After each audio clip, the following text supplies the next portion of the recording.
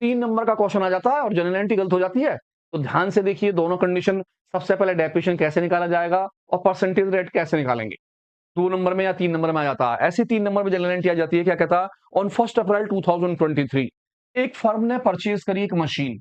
Machine जो purchase करी वो करी 50,000 रुपए की, और इसके ऊपर स्पेंड कर दिए 3,000 रुपए इंस्टॉलेशन चार्जेस के, और 2,000 रुपए किस चीज के कर दिए, कैरेज के।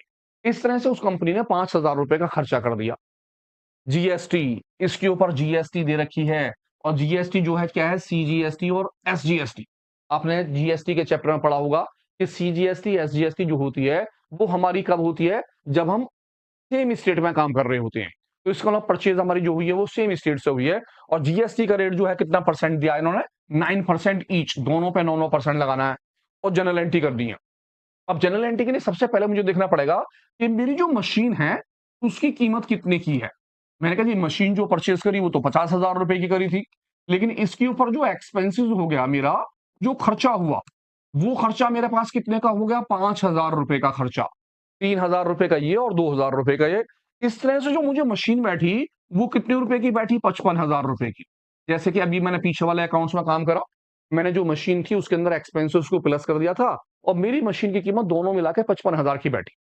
तो क्या जीएसटी 55,000 पर लगाया जाएगा, या 50,000 पर लगाया जाएगा, या फिर 5,000 पर लगाया जाएगा? तो जीएसटी जो होता है वो एक्सपेंसेस के ऊपर नहीं लगता है। जीएसटी हमेशा केवल मशीन की ओरिजिनल कॉस्ट पर लगाया जाता है।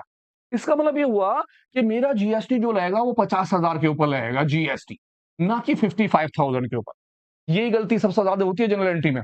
आप 50,000 पर जीएसटी लगाएंगे, और एसजीएसटी सीजीएसटी आपका जो है कितना है, 9%। तो मैंने सबसे पहले लगाया सीजीएसटी कितने का, 50,000 रुपए का 9%, 9/100। मेरा कितना हो गया, 20 से मैंने 20 कट कर दी, और 5 9 45, 4,500 रुपए का बैठ गया मेरा। मैंने इसी तरह क्या निकाला, एसजीएसटी।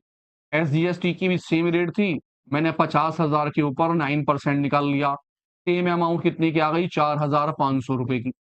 इसका मतलब ये हुआ कि मशीन की कीमत 50,000, उसमें किया गया खर्चा कितने का होगा, 5,000 का।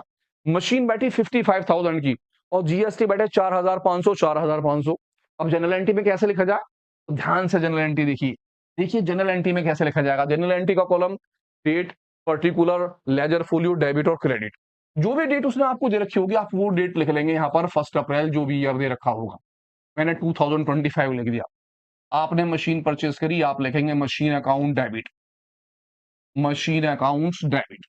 अब पैसे, आप पैसे दिखाएंगे पूरे 55,000।